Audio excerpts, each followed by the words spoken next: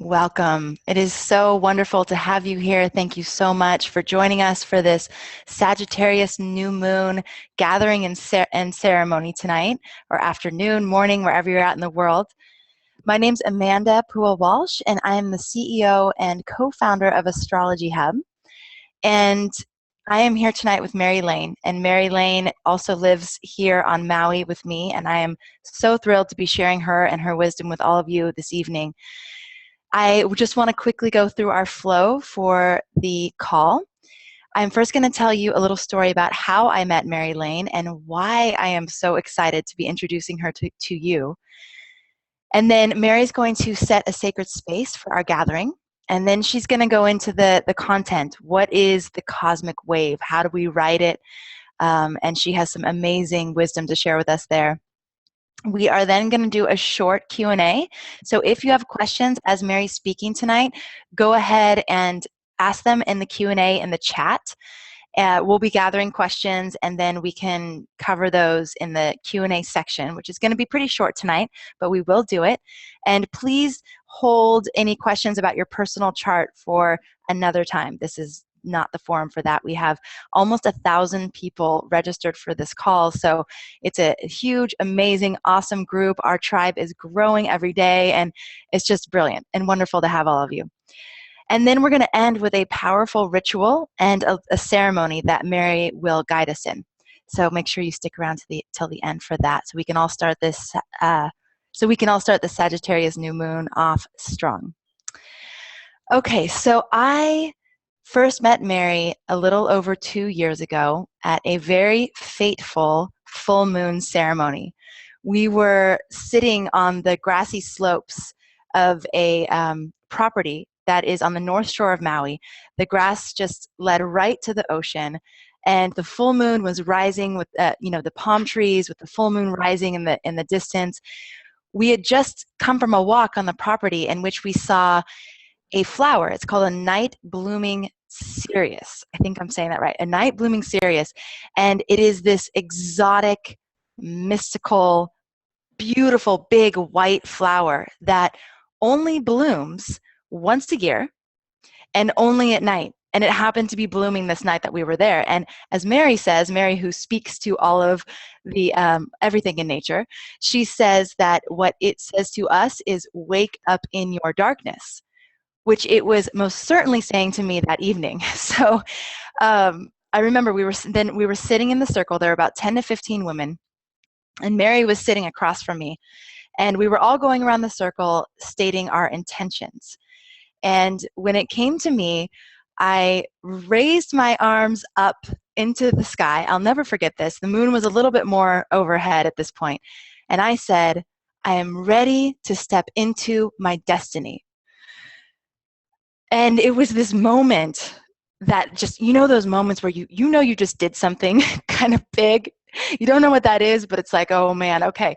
So probably needless to say to those of you on this call, everything in my life began to change very quickly after that moment. And Mary was there holding space for me that night, that first night that I met her. And she has been there in my life holding space for me for the last 2 years. So as everything, obviously, there was lots of things that needed to be let go of that were not a part of my destiny in order for me to actually begin stepping into my destiny as I had intended.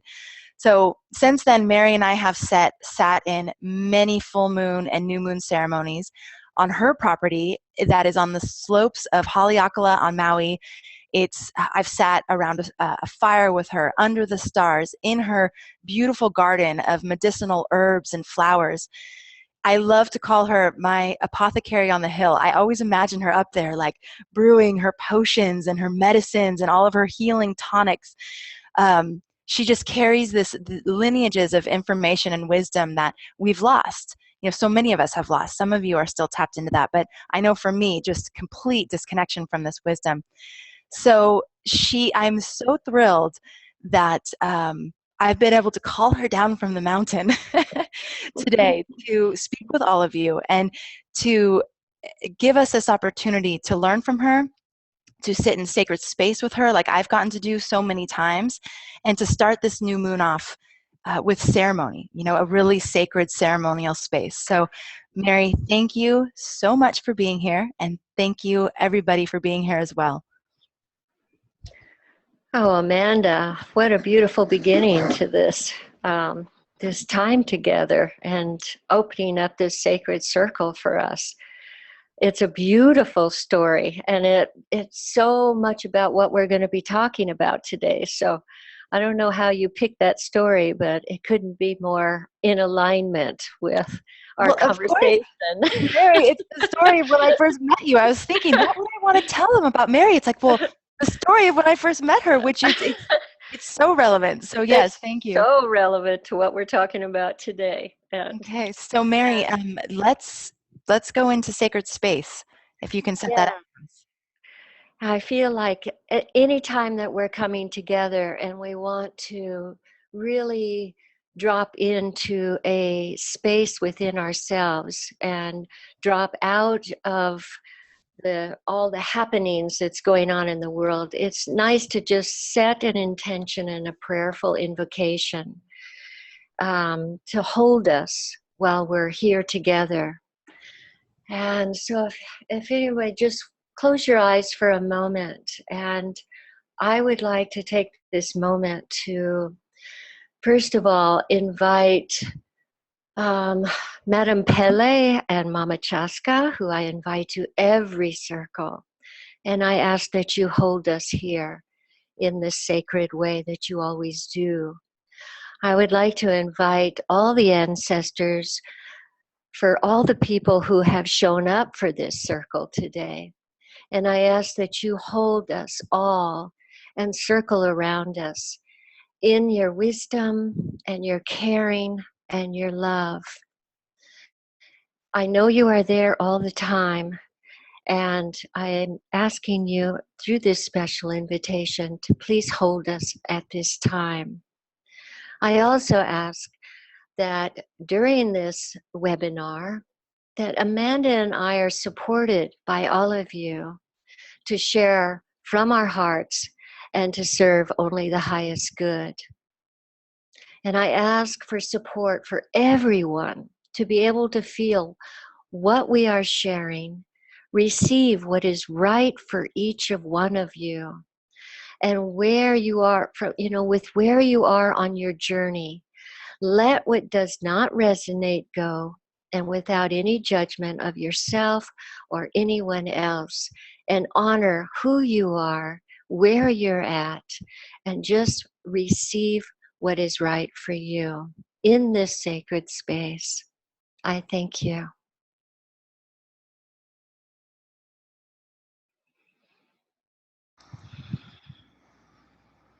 Beautiful, Mary. Thank you so much. Let's begin by talking about how I would love the audience to have an opportunity to get to know you a little bit better. So let's talk about how your particular astrological makeup has influenced your journey throughout the years. It actually has demanded my journey. I have, in my astrological makeup, I have Scorpio. My sun is in Scorpio, my rising is in Scorpio, and my Venus is in Scorpio, and it's all in the first house. So it's a pretty strong energy that is that demands mastery of transformation. Being young and being clueless, when I, and not having any idea what it meant to have that kind of energy in my first house, running the show, basically, and bouncing around through life, it was pretty clear that if I didn't have some kind of relationship with it and develop a deep relationship with it, I was going to self-destruct.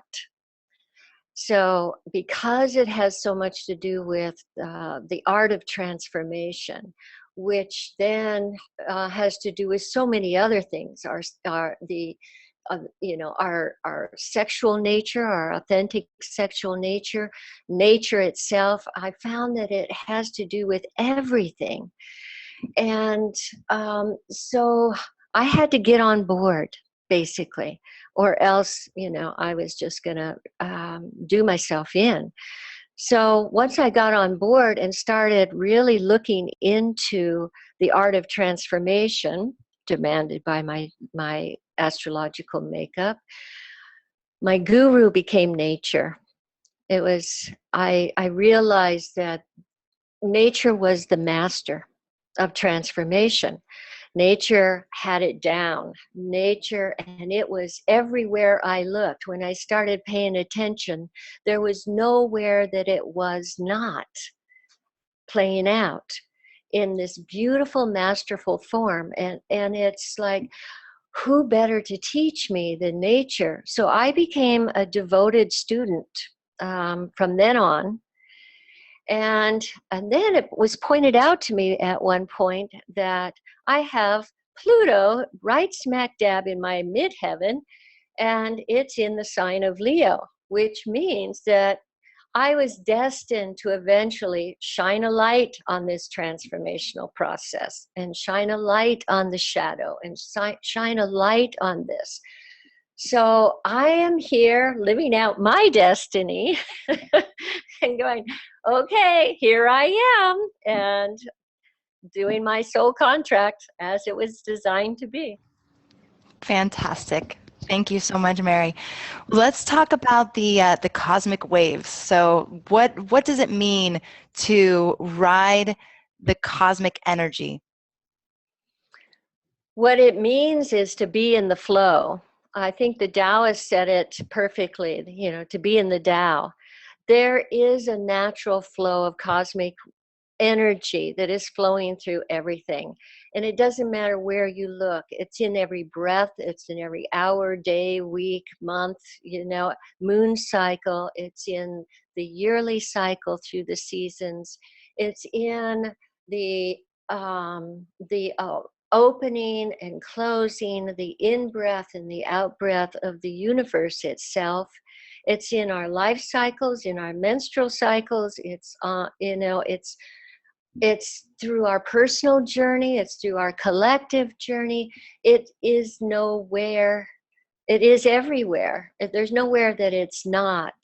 So it is. It's, if you want to simplify it, it is the creative life force, the cosmic, divine, creative life force that that is constantly creating life, death, so that evolution continues. It is never not happening, and it's never not happening everywhere. So to ride it is to be connected and to be in sync with it. And it has different flavors. A creative cycle has different flavors, different phases. And there is a life and a death part of it. So it plays out on the physical level, but it also plays out in in our journey of evolution for our own soul. So that's what it means, sort of, in a nutshell, how it is to ride that energy. Jump on that wave and be in sync with what's going on in this world manifested in the physical form. And it's being reflected back to you from everywhere you look. Mm. And I know you're going to get into more about how we actually do that. But before we do that, let's talk a little bit about the Taoist 5-element perspective. Well, this is one of the fractals I'm going to point out because because it's something that we can recognize pretty easily. It is, it's like wave within wave within wave. So, I want to put it in the context of our yearly cycle, and we have different seasons. Now, the closer you get to the equator, those seasons, the wave is a little, goes like this, the further away from the equator, the wave goes like this, as far as the dramatic difference in the seasons, from summer to winter. But it still moves through every environment. And there are different flavors. So when I learned about the Taoist perspective of the five elements, and I learned about the different energy that each phase of the wave has, I realized that they really just got this from nature as well, and they have a way to articulate nature's wisdom. So I want to give you an example of the five phases of this cosmic wave in the form of seasons as it moves through the Earth's body. And if you were to look at spring, you're watching that the energy is moving upward and it's wanting to create new growth. And if you follow that wave, it's going to peak in the summer, and this is like a full-on expression of nature, and it's sharing, it's sharing with the world. This is, da-da, here I am. And as you move through the peak of the wave, there is a point where, and here it's called the earth element, there is a point in the late summer that is the active movement upward and outward is completely balanced with the movement of inward and slowing down. And that's in that late summer, and we're in that perfect balance. And then in the autumn we start descending and we start slowing down and we start going inward, and winter is that trough of the wave. So there is this outward expression of life, and then there's this descent into death. And if you want to talk about it in just pure physical form, you can see that everything has a lifespan, and it peaks and it descends and it dies off. If you want to look at it metaphorically as far as our journey, we are moving through those same phases, whether it's through the seasons or whether it's through the moon cycle or whether it's through our own personal journey or the collective journey. We're moving through that as well. So there's a part of us that we're giving birth to and we want to express to the world. But in order to do that, we also then need to let go and let die off what no longer serves us.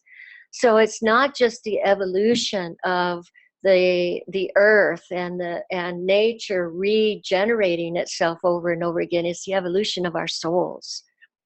When we're in alignment with it, and we are nature. So it's a wonderful way for us to see how to ride those waves for the evolution of our own journey and souls. So, and I have found, at least in my own life, there's a challenge that internal period, the death, the part where we're meant to go internal. That's the hard part, because our world isn't really created to support that. There isn't a whole lot of support for, oh, I see you're in the inward phase, so you don't have to respond to me, and you don't have to show up for meetings, and that's just, and your kids don't need to go to school. It just doesn't work that way. So can you talk a little bit about how to actually to ride that, those phases, or at least why that's so challenging for us, if you want to talk about that first? One of the reasons I think it's so challenging is because it was a very long time ago where we dismissed that part of the wave. It's the yin aspect, it's the receptive aspect, it's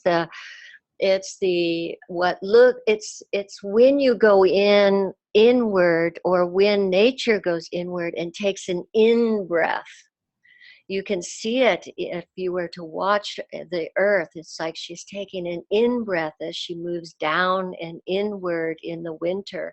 She's taking an out breath as, when the leaves start popping, and that is, she's in full expression. Because we've become unbalanced, and we have moved into more of the valuing just that active aspect of ourselves, and we have devalued the receptive aspect of ourselves. We have, you can see it, how people have an aversion to slowing down. They have an aversion to winter weather. They have an aversion to all this. And unfortunately, we've set up a society for so long that is geared towards active production, produce, produce, produce. This is all masculine active energy. It's like riding half the wave and trying to stay on the peak of the wave all the time. And it's created a huge imbalance. And what it's also done is create a lot of insanity, because it's that other part of the wave, when we slow down and it goes inward, that is the receptive part of us, the feminine yin part of us, that we can access who we are underneath everything and access our own direct connection and guidance. So I don't, the only thing that I can say, and what has happened for me, is that I've had to spend years where I had to start turning away from looking at the society's way of doing things as not true for me. And nature's way of doing things is more true to me. And there's been this slow turning to that direction, where little by little, step by step, tiny movement by tiny movement, I started redesigning my life that was more in alignment with that. And I know that's not going to happen overnight, because we've swung so far in the other direction.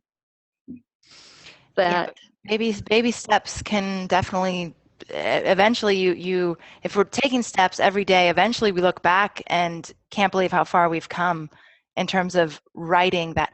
I love this. Someone was telling me recently about, when a pilot is landing or taking off in a plane, and if they're off just a few degrees, that the plane will land in an entirely different place than it was intended to, and that it's not evident in the beginning. It's not a big huge difference in the beginning, but then over time the plane is, in a totally different place.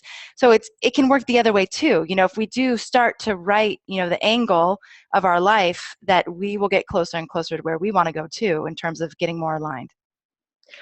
I think what we've done is we've gone so far the other direction, and so out. It's sort of like what we're talking about, riding these waves. It's like being on a wave and leaning off into one direction so far that we're starting to drown.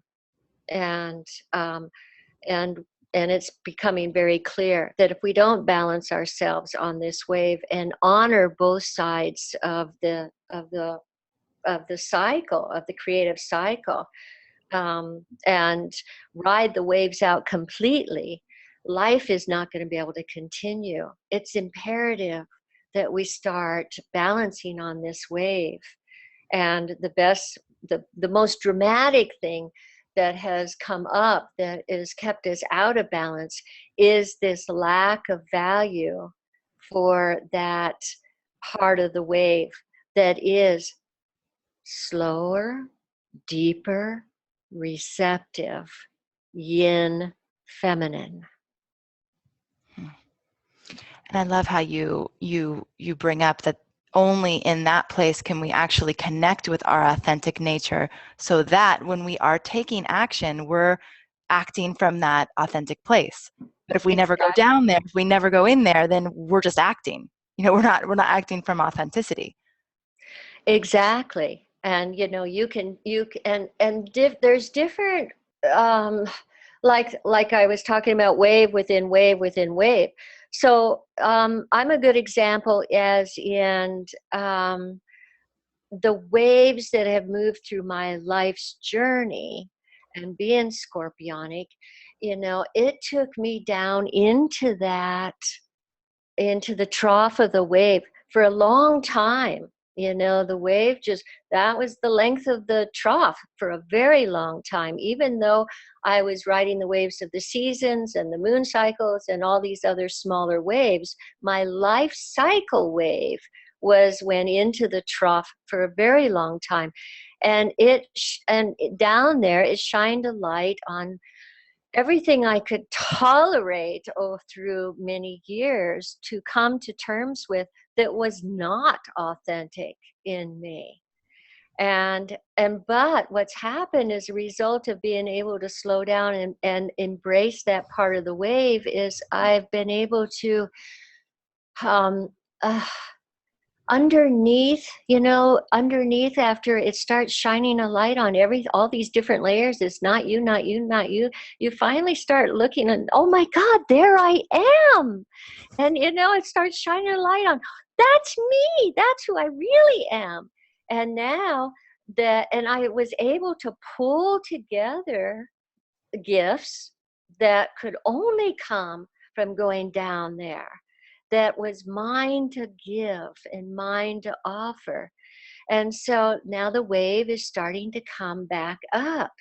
And if I decided, no, I don't want to go back up, I'm going to hang out here because I've gotten comfortable with it, it's as equally damaging as it is for me to resist going down. And so, so that's another example of a wave. We all have our own particular unique journey that is in waves. And so when we've been told that if we are going down there, something is dramatically wrong and we need to be medicated instead of being able to hold that space of being able to, now I'm going down into my own deep library of who I am underneath. But as in we saw, with the moon cycles, and Scorpio shines a light on what's not you. And you've got to be able to face that before you're going to be able to get down to what is authentically, uniquely us.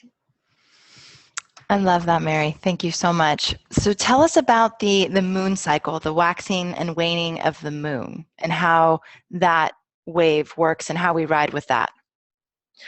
Well, that's another wave within a wave. Yeah. So it's sort of like, the new moon, you get to the new moon and you've got the sun and the moon. New moon is typically in the same zodiac sign. And then, and then as you go on, it's the wave that is rising and the energy is rising and it peaks at the full moon. And then it starts waning, as it moves after the full moon and starts, descending, waning into the next new moon. So when you're riding the waves of the moon cycles, you're literally moving into different neighborhoods, and there's different flavors of the neighborhoods. And ironically, the neighborhoods and the cycles that you're riding through in the moon cycles correlate with the seasons around the yearly cycle. So, they take you through this energy field, and the energy what happens is the sun and the moon become in absolute opposite signs. They're opposite energy. And so here we are, and if we're riding this wave and we are going, oh my God, I love Cancer and I hate Capricorn, or I love Taurus and I hate Scorpio, the full moon is going to start shining a light on what's in the shadows that you are leaning away from, like it or not. That correlates with the energy of the neighborhood you're traveling through in that moon cycle. Does that make sense? And It does. And I love, I lived in New York City for 6 years. And so this concept of the neighborhoods, when we're talking about the signs, I love it because I lived on the Upper East Side, which feels incredibly different from the second place I lived, which was Chelsea, which feels incredibly different from the third place I lived, which was Tribeca. And so it's very clear when you're walking through New York that the feeling and the energy around each neighborhood is totally different. So I love that, when you talk about the neighborhoods, can you tell us a little bit what you mean by that? Well, I mean, everybody who, I'm not an astrologer, but but because I needed to learn how to ride these waves, I needed to know enough to know, what neighborhood am I going through and what's the energy of this neighborhood. And so I think what I'd like to do is just share a little bit about, we just went through the Scorpio sun and Taurus full moon neighborhood, and the shit hit the fan. I don't know if anybody else noticed it, but I did. The shit hit the fan and the shadow got lit up big time. But the collective shadow, right? The collective shadow got lit up. Scorpio did her job in a way that I've never seen it happen. Because as usual, if we are resisting that shadow, and the longer we resist it, the bigger the light comes in and the harder it's hit. And this is what it's taking for us. And so here we are, there's the Scorpio energy of the sun is shining a light on the shadow of what needs to go if we want to continue life here on planet Earth. What needs to go? What is not working? It's been happening. We have been in a scorpionic trend for a long time, if you wanted to reverberate it out.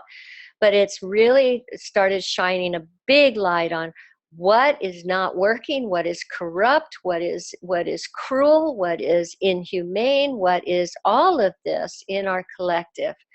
And as the moon moved over to the full moon in Taurus, here we have that stretch of Scorpio energy and the Taurus full moon.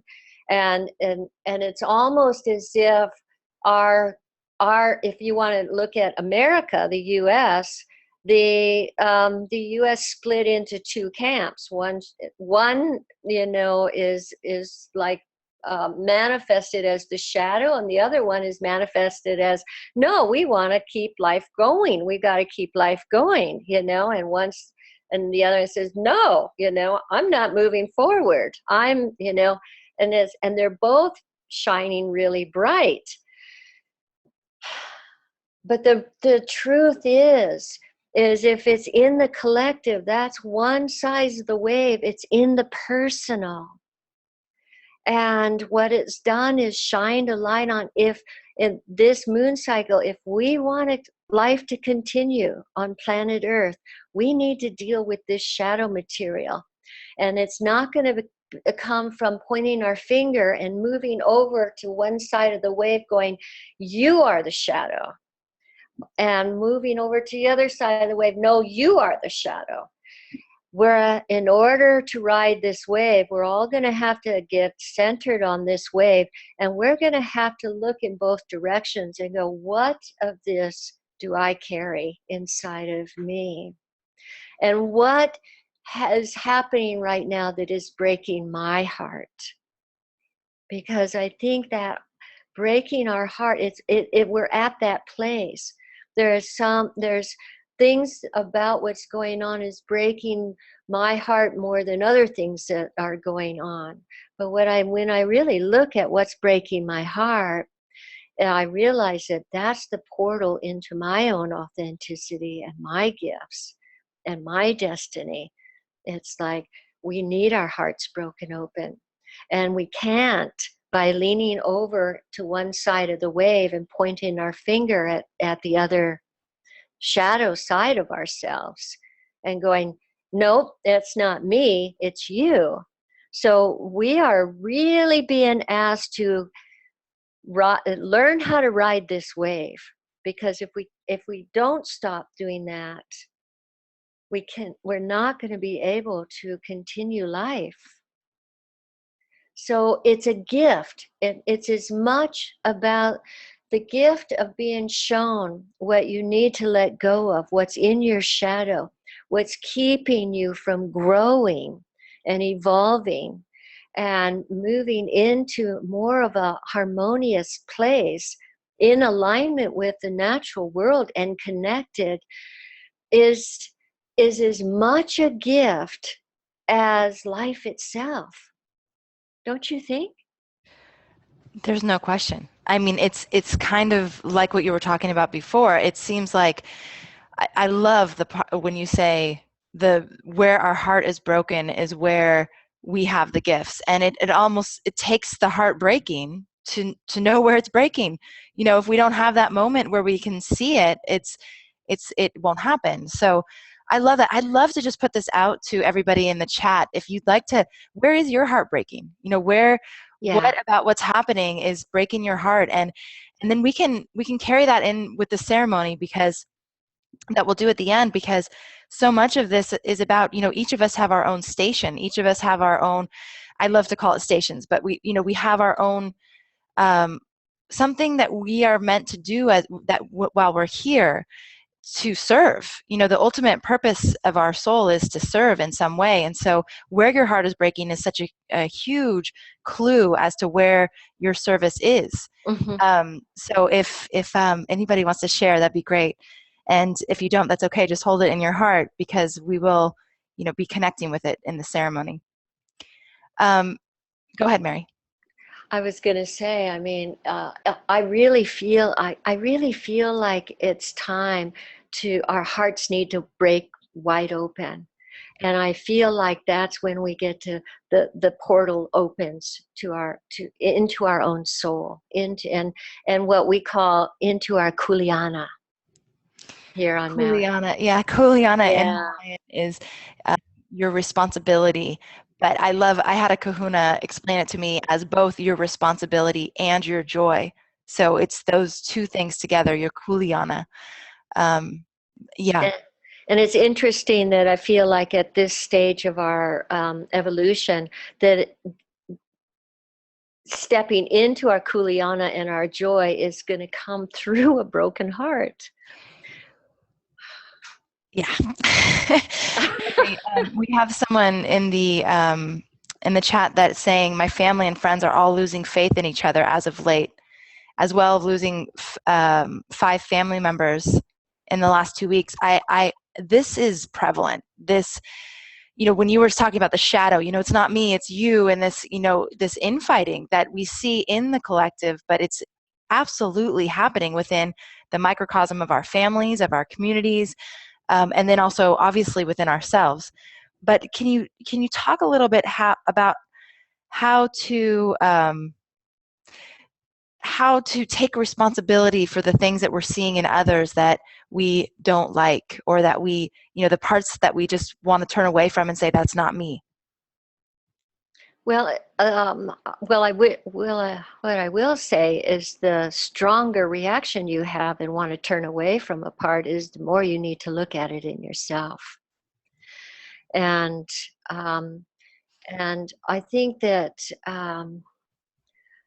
this is what I'm gathering from a bigger picture is we are moving into more of a unified field of, you know, energy field in our evolution, where we are all coming together and we are honoring our diversity and we are honoring all the differences. What's happening right now is we are saturating in the shadow side of that, and unfortunately saturating in the shadow side of that is what will take us through and to be able to come to that place where we might have differences, we have different beliefs, we have all of this, and but it's not going to push our buttons so much because we are owning it in ourselves. And this brings me to like what it's how this Scorpio moon cycle that we just came to, it sort of sets us up to the Sagittarius Gemini, you know, next new moon here today.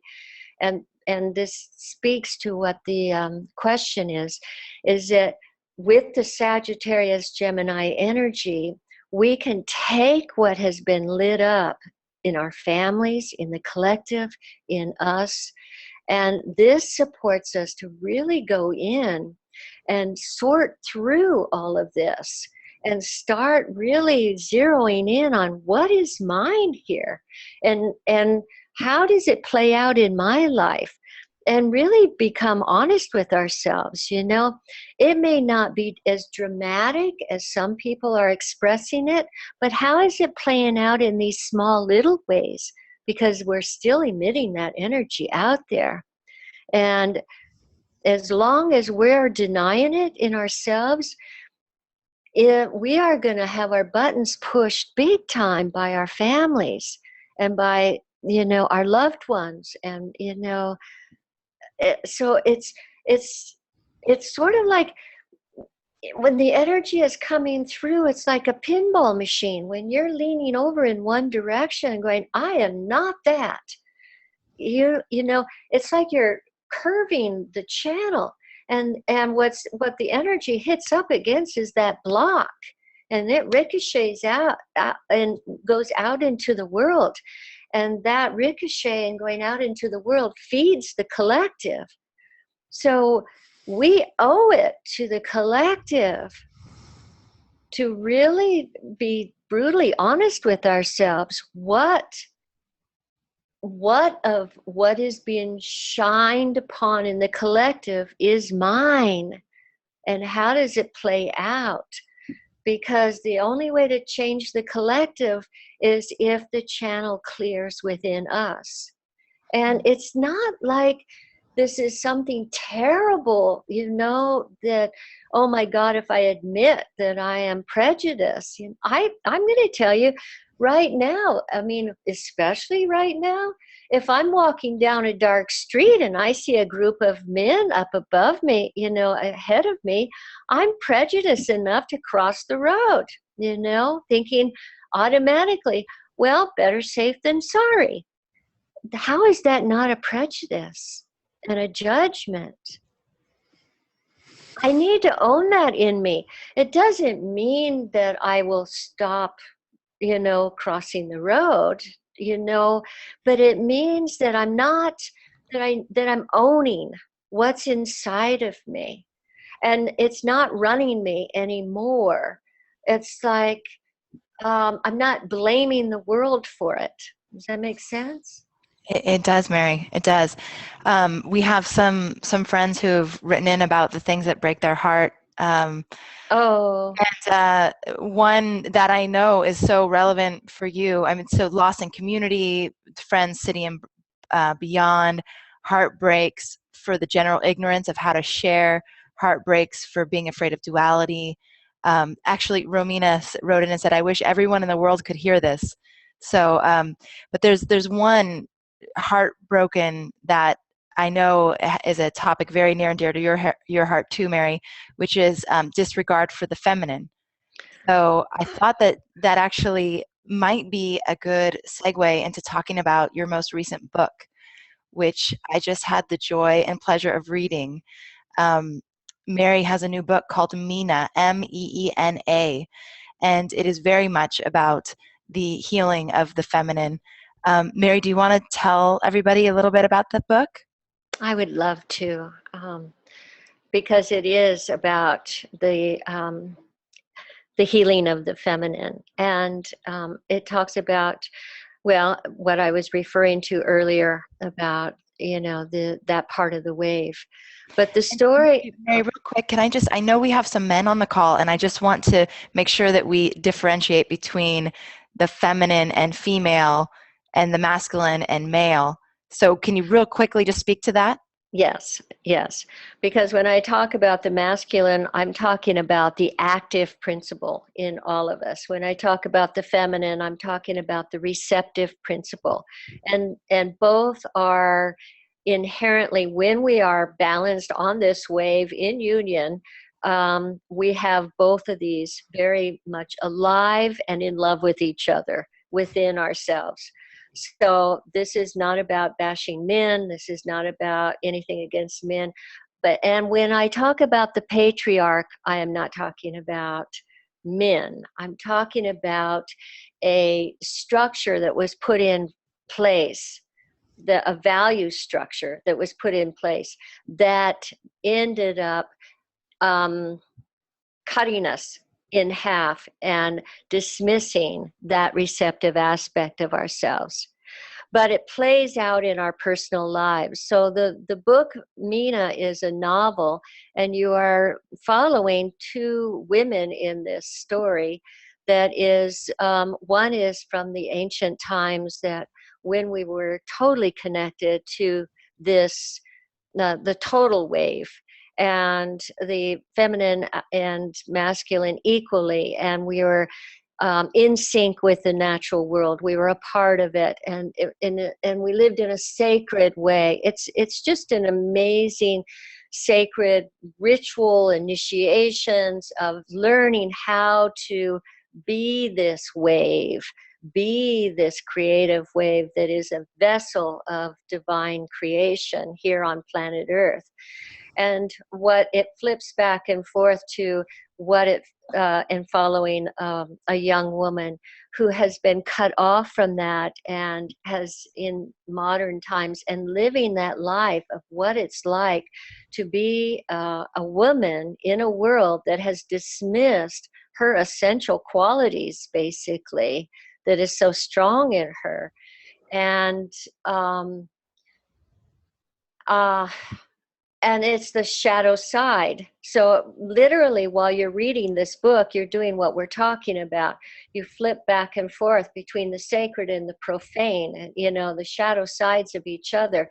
And you're riding this wave through the story, through every emotion imaginable, basically, until it comes together, which is what we're talking about. There's a union that happens and comes together, where we do own our incredible connection and authenticity, and we also own our shadow that has been deeply wounded.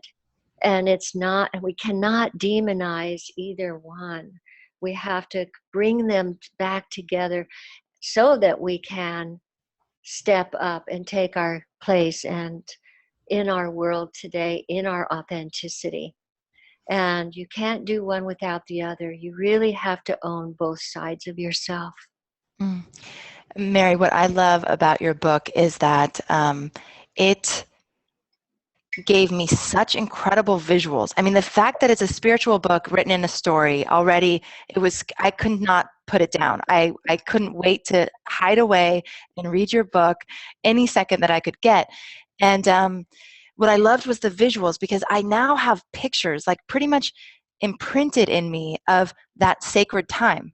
I mean, unfortunately, I have enough pictures of the shadow time, of the profane time. We're living in it, right? But that sacred time, there was, and there was a mourning for me, a grief of like, wow, this is exactly how we used to live. I know I used to live this way. I know this is in me, you know? So Yeah. anyone who feels called to, like, you know, the time of the priestess or the initiates, or you know, those ancient times in the temples, or this book will speak to you so deeply and help that aspect of you come back to life, you know, and remember that aspect of you, so that it can be infused more into your daily reality now. And that's exactly what's happened for me. It's funny, because I have this altar. I've had this altar in my room, and this one day, you know, that period between waking and sleep, you know, where things are more clear and coming in. And for me, I feel like I'm getting downloads in that time, you know, between the time I wake, between the time of sleep and fully awake. And in this one morning after reading your book, I had this visual of that altar actually expanding and becoming totally three-dimensional. And that it wasn't that I was meant to have this little altar in the corner of my room. It was that everything is the altar. My entire home, my community, it's all an altar, and it's all sacred. And when I revere it like that, that I will be literally walking in sacredness all the time. You know, so anyways, your book, it's amazing. So and it's these two souls, you know, it's one soul, but the soul then and the soul now, and you get to go through these initiations with her in both periods of time to see the Right. contrast. So the initiation of her first sexual experience, you know, back in the temple, and then today, and the vast contrast between those experiences, or the initiation of death, you know, back in the temples and today, and how today it's this fearful awful experience in the temples, it was also sacred and it was also revered. So I cannot recommend this book enough to all of you, especially again, those of you, you're heartbreaking for the feminine or really yearning for these times where we're more connected and more aligned. It is profound. And it's one of those books that it's not like I read it and I put it down and I kind of forgot about it. It has created this lasting impression on me and on my life. And even the way I run Astrology Hub, it's all connected. And, Mm-hmm. that stepping into that priestess role in everything I do as a mother, as a business owner, as a friend, all of it. So again, highly recommend. Um, I think if we can put the link in the chat for Amazon, for if you would love to support Mary with her book, she is actually in launch. So December 1st, Mary's book is officially launched on Amazon. And so if you buy the book on December 1st, you'll be really helping Mary to get to the Amazon top seller list. And if she's on the top seller list, then it will be recommended to more people. So we can get this message out. And I really do feel it'll bring healing for both men and women. It is a healing book, and it helps you reconnect to that spot right in your heart between the shadow and the light. So, is Oh, there anything else thank you you, want Amanda. to say? Uh, well, I think what I'd just like to finish up with is what you're saying is, and tie it into what we're talking about as far as riding the wave. When we are over here saturated in all of this shadow stuff and all of this wounding, we need that reference point of what's the other side. So it'll help bring us back into that center. And you know what I'm saying? It's like when we get that reference point of what is sacred and what was sacred, and that is who we are. That is a lot of who we are that we've lost touch with. There's a tendency to be drowning over here in the shadow of that. And so it helps to bring us back to the center of that wave. Yeah, absolutely. I remember when Mary was writing the book, she was telling me about it, and I was just like, I can't wait to get my hands on this book. Please, can I be your editor or something? Can you send it to me soon? And then I had to wait some years for it, and it's been well worth the wait. So for those of you who would like to support Mary for this book, wait until December 1st to buy it. I know you might be really excited to buy it right now, but mark your calendar and buy it on December 1st, because again, if we all buy on that day, then it'll support her and being in the Amazon top seller. And she also has something very special for all of you. If you do buy the book and forward her your Amazon receipt, which you can just do via email, then she will send you an excerpt from her first book, which is called Divine Nourishment. So do you want to tell them a little bit about that, Mary? Yes, because it ties into what we're talking about. I wrote that book 6 years ago, and what it does is it helps ground you on the wave with the food. And so the first half of the book talks about healing the feminine, because to get on that wave and to really be able to ride it out, we have to heal that aspect of ourselves, like what we were talking about earlier. But the food plays a huge role in how we can stay on that wave and ground ourselves. We cannot leave the food aspect out of it. So in this excerpt, so the book is Divine Nourishment, A Woman's Sacred Journey with Food. And it takes you through all of the seasons, all the flavors. It has a Taoist perspective. It even boils it down to cooking methods, recipes, you name it. So it's a very powerful reference book and support to get you through. And this excerpt that I'm sending you, it's like 50 pages long. So, but it will give you an outline of the flavors and a little bit about healing the feminine. And then it dives into the winter trough of the wave and how you can support yourself with food, cooking methods, recipes, and all of that, which is the part of the wave that we are been talking about is so hard for us. And I would like to be able to send out, I'm happy to send you the PDF version of this. if you just send me that, buy my book on the 1st and help me, and I will send this to you as a gift, and I would appreciate that. Thank you. Thank you, Mary. Awesome. I had your voice ringing in my ears yesterday. I had this, you were always telling me to eat root vegetables in the winter. So yesterday I made a butternut squash and pumpkin soup, and I had my potato, and I was thinking, okay, I got to eat my roots in the winter. Okay, so let's take a couple questions, and then we're going to do our ceremony. Yeah. So, okay, so this is interesting. How does one work and live with a partner who is deep in their anger, deep in the anger, the collective anger, and is unable to see and enjoy the person? So what I'm getting from this question is this person is growing. She's on her spiritual path and she's growing, and she's with a partner who is not necessarily along that, riding that wave with her. So how does she bring harmony? How can she support him and also minimize her own regression on her path? Wow, that's a big question. It is a big question. Yeah, yeah. The only thing that I can say simply at this moment, because I know, I mean, that could be a whole webinar, that question. But we were talking about it around the fire the other night.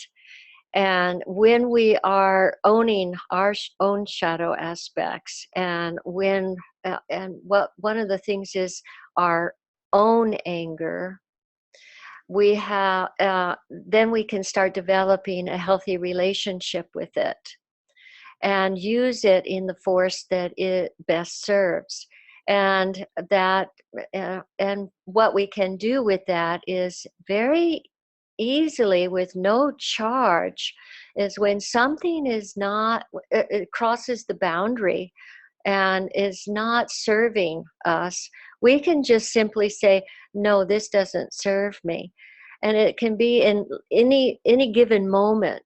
And so it's about not engaging in somebody else's anger and getting charged, but that only can come when you own your own. And then you can use simple boundaries to say, okay, this is your journey, this is my journey. And when your journey is encroached upon, you can just say no, very easily, no. And it doesn't mean you have to create a big drama around it. It's just a simple no. But that, when you're with somebody that's in an angry mode or angry in general, it's very important that you own your own and create a healthy relationship with it, so you can have non-codependent, simple boundaries that does not cause drama. Does that help? I think so. I hope it helps her. Okay, Mary, let's go into the ceremony now, because we're starting to get to the end of our time. So I know I want to have enough time for this. Yeah. So what I'd like to do is, I want to reiterate, this, I want to give you a tool that is combined with a little bit of ceremony, to help you to to find that center, find the center on the wave. And so if everybody could just, I'm going to have to stand up here for a minute, and tell me if you can still hear me. Okay, I can hear you now. You're going to have to nod your head because I have to take my thing off. Okay. So if everybody could stand, I'm going to give you a trance posture that helps to support the balance. And can you see me well enough? Okay. So what we're going to do is we're going to stand with our feet about shoulder length apart, and we're going to slightly bend our knees. And in doing so, I want everybody to completely engage their legs. They are engaged. They are ready, and they're grounded, and they're rooted in the earth. This is that active aspect of ourselves that is ready to take action when it's needed. And this trance posture on the top part from the waist up is you hold your hands. I don't know if you can see them. I'll raise them up a little bit. But what you're doing is you're standing there and you're holding your hands out in a receptive posture of being able to receive. And the top part of your body is fluid. It's able, like you're solid on the surfboard, and you can move with the waves as they take you.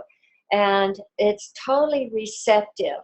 So this is a posture that was given to me that you can practice with, using this posture to help find your balance. And when you're doing this, I want it's like, find what it feels like to be in that perfect balance, because when you're walking through life, you'll be able to notice when you're leaning forward in fight or flight or trying to push, or when you're leaning back in resistance, or you're leaning in one side or the other, trying to cling to something, or you're having aversion to something. And by finding what it feels like to be in this perfect posture where you're balanced, and both your receptive and active aspects of yourself are in union, working together so that you can receive guidance, what is yours, and you can bring it in. And that part of you that is what we'll call the beloved masculine aspect of us, that can bring it into focus, bring it into form, and take action to bring it out into the world. And whether it is the new you that you're giving birth to, or a creative project, whatever inspiration that is yours in that moment to help you. So if you would just hold this posture and close your eyes, and drop into it, and work for a moment here. Find that perfect balance. Just the perfect balance where you can feel like every part of this is engaged. Your receptive part is engaged. Your active part is engaged. You're not leaning forward. You're not leaning back. You're not leaning to one side. You're not leaning to the other. And you are ready to receive what the universe is wanting to give you, what your soul is calling to your heart. And in collaboration with the Great Spirit.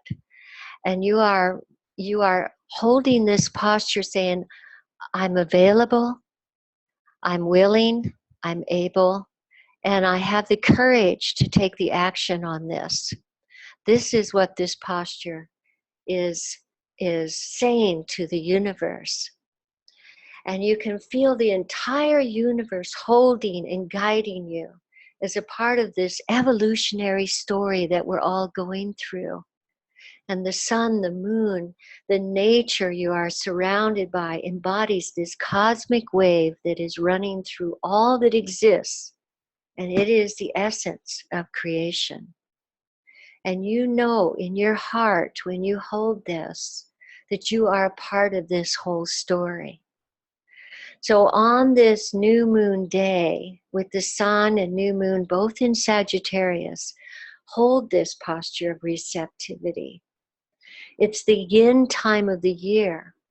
And open yourself to receiving this information you need and sort through it. The Sagittarius energy is going to help you sort through it. The Gemini energy is going to help you sort through it.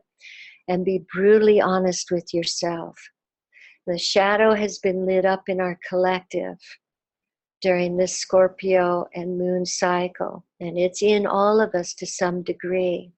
So use this moon cycle to gather the data, shoot that arrow for clarity. What is yours to do? What is yours to let go of? What is yours? Journal about it. Do your part to transform it by transforming it within you, you will be helping to transform it in the collective. And know that every time we do this, we are moving closer to that inner channel where it's completely free from all judgment. It's the sweet spot on the wave. And that sweet spot is love.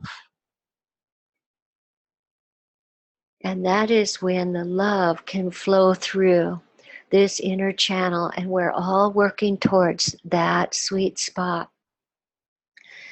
This trance posture can help you to find that sweet spot in any given moment and support you to see what you need to let go of, see what you need to embrace, see what you need to do to find that balance. You can do this in every moon cycle, every day, but this is where we're going if we want to create love. And this is where it is. That's the sweet spot.